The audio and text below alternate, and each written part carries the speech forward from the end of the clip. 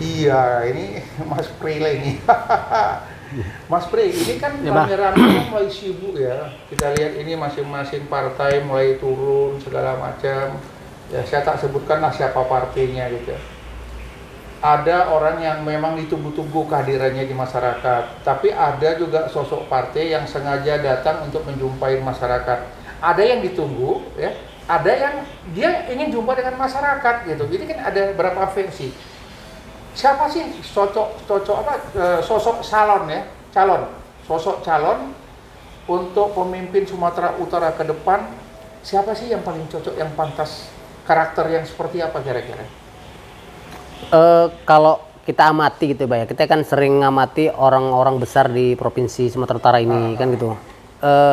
Tidak selebihnya saya lihat itu kalau Bang Musara Jeksa ya atau Bang Ijek ya, itu saya pikir lebih dominan untuk memimpin Sumatera Utara ini gitu. Kenapa? Karena dia putra daerah.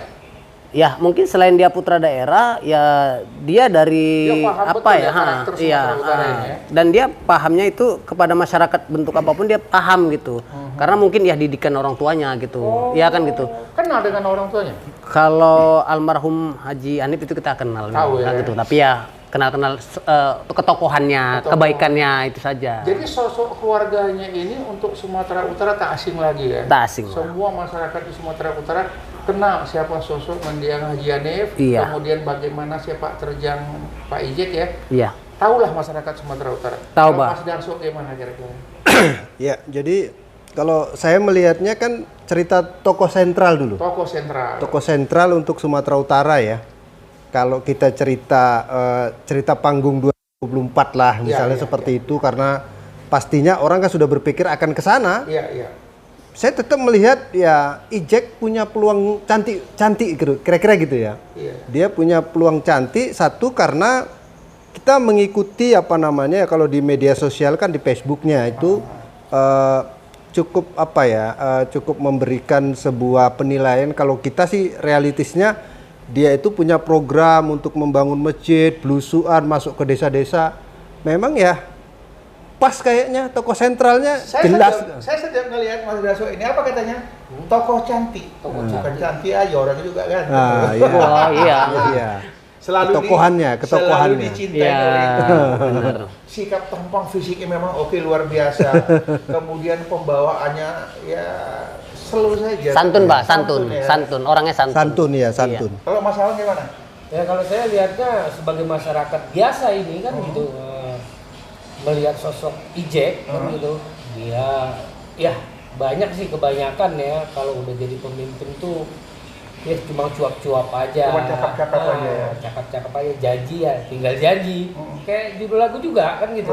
Tapi melihat Ijek ini ada magnetnya, sekali dia turun ke lapangan atau ke desa gitu ya, masyarakat tuh berboyong-boyong mendatangi dia. Itu ada apa ini kan? Ada gitu. magnetnya. Ada magnetnya kan gitu. Dan dia tuh milenialis. Milenial ya. Iya. Jadi memang untuk Sumatera Utara ini ya kita harapkan dari tokoh masyarakat Sumatera, orang Sumatera Utara sendiri ya. Iya, harus. Jadi betul-betul putra daerah yang memahami tentang Sumatera Utara ini, kemudian sikapnya santun, tegas, dan tidak sombong sama sekali. Inilah yang dibutuhkan oleh masyarakat Sumatera Utara ini. Iya, harus itu. Jadi Ya, satu lagi nih Bang, kita butuh pekerja, kan gitu. Pemimpin kalau nggak bekerja cuma duduk aja untuk apa kan gitu. Dia turun ke lapangan. Iya, turun lapangan. Mau berkomunikasi dengan masyarakat atas, masyarakat bawah, semua dirangkulnya.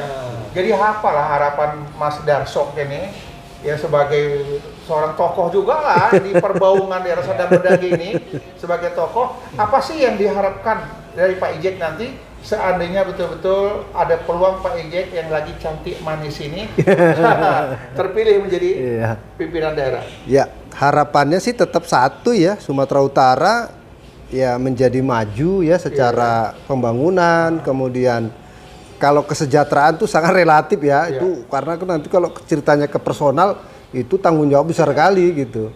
Tetapi ya mudah-mudahan dia bisa benar-benar mengemban amanah dengan baik dan jujur lah, itulah harapannya. Ada nggak suara sumbang dari anak Sedang Berdagi ini tentang Ijek? Suara Sumbang. Suara Sumbang sepertinya belum dengar ya. Belum ada ya. Tapi mudah-mudahan jangan sampai ada Sumbang lah. Gitu ya. Karena kan kita kadang-kadang kalau ditanya ke masyarakat misalnya cerita tentang pejabat, ya biasanya konotasinya selalu miring. Tapi jangan tanya sama ibu-ibu karena ibu-ibu paling suka sama ijek. Iya, enggak artinya kan pejabat banyak yang korupsi ya. Mudah-mudahan ya kita mendoakan ya Bang Ijek tidak kesandung masalah yang seperti itu kan gitu. Pak Ijek udah cukup mapan orang. Karena dia cukup mapan, mungkin dia tidak terbesit bahkan mungkin tidak terniat sama sekali untuk melakukan hal seperti itu. Kita kan sudah lihat di media ya koruptor banyak sekali.